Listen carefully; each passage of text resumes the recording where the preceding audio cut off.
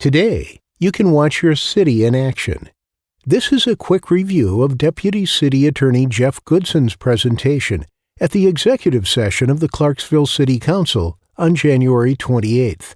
He is advising the members of your city council on whether or not the council can fire the city attorney, Lance Baker.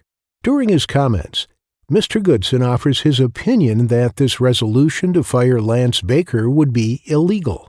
Later, he claims that he gave no opinion. And I say this just as respectfully as I can, is that the proposed resolution here is illegal. Particular resolution, even if it were voted on, would be void ab initio, which means void at the very outset. Let me say, I didn't render an opinion there. I read the code. Mr. Goodson claims to read directly from the code. You can see the code as it is written to the right here.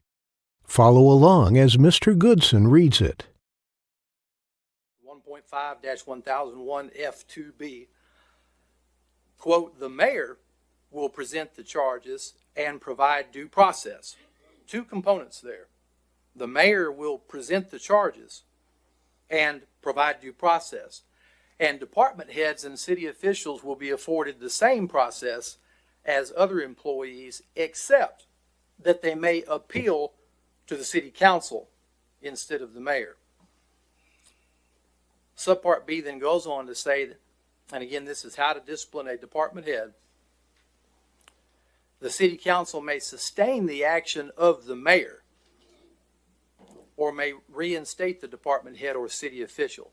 So all of that to say, in response to what's the process look like, what is it about, what's our code say, it's all of that collectively says to us that our local law says the mayor is, if you will, the initiator of the disciplinary process. Under our code, period, end quote, that's what it says.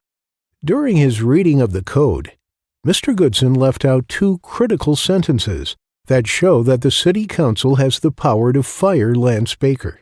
The first is, the final decision as to reduction in pay, suspension without pay, demotion, or termination will be upon a majority vote of the City Council.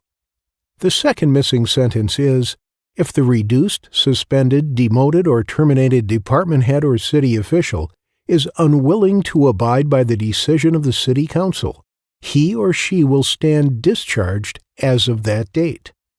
After quoting the city code, Mr. Goodson shifts to substituting the word initiate for the word present. Listen as he makes the change. All of that collectively says to us that our local law says the mayor is, if you will, the initiator of the disciplinary process. Under our code, period, end quote, that's what it says. He's the initiator. Now that Mr. Goodson has made this change, he gives the opinion that any attempt to fire the city attorney not initiated by the mayor is simply not valid. And I say this just as respectfully as I can, is that the proposed resolution here is illegal. And I have a duty here as the deputy city attorney advising my client to advise you as such.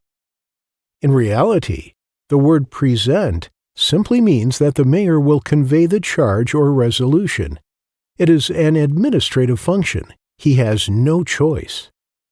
Next, Mr. Goodson tells the council that they could be personally liable if they vote on the resolution to fire Lance Baker. A lawsuit to which, quite frankly, we may not have any viable defenses.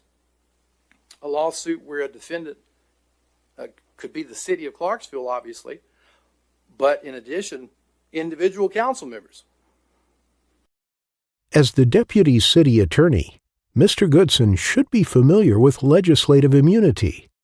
Legislative immunity means that the members of the council don't have personal liability for actions or votes taken during their normal course of business. So why would he tell them that the city attorney could name the council members in a lawsuit to which they might have no defenses? Most importantly, Mr. Goodson didn't tell the council about some important law. The Supreme Court of the State of Tennessee and the United States Court of Appeals for the Sixth Circuit have clearly established that along with the power to appoint comes the power to fire. The Clarksville City Charter gives the City Council the authority to hire or appoint the city attorney.